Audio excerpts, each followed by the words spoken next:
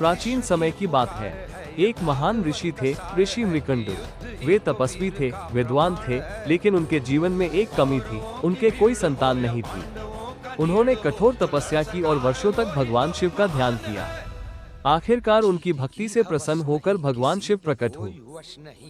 शिव बोले, मृकंडु, तुम्हें एक वरदान देता हूँ।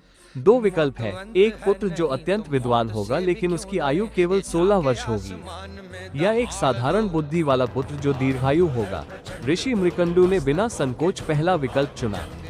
उन्होंने कहा, प्रभु, मुझे गुणवान पुत्र चाहिए, चाहे उसकी आयु कम ही क्यों ना हो।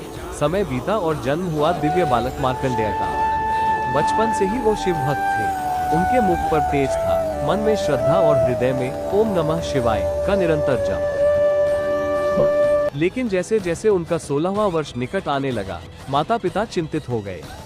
और फिर वो दिन आ गया। आकाश में बादल छा गए, वातावरण गंभीर हो उठा। मृत्यु के देवता यमराज अपने काले भैंसे पर सवार होकर उन्होंने मार्कंडेय को देखा और अपना पाश उठाया। लेकिन मार्कंडेय भयभीत नहीं हुए। वे सीधे शिव मंदिर में गए और शिवलिंग से लिपटकर बोले, हे महादेव, आपकी शरण में हूँ। वे पूरे विश्वास से ओम नमः शिवाय, लेकिन वो पाश शिवलिंग को भी स्पर्श कर गया। अचानक मंदिर में तेज प्रकाश फैल गया, धरती कांप उठी। शिवलिंग से स्वयं भगवान शिव महाकाल रूप में प्रकट हुए। उनकी आंखों में क्रोध था और हाथ में त्रिशूल।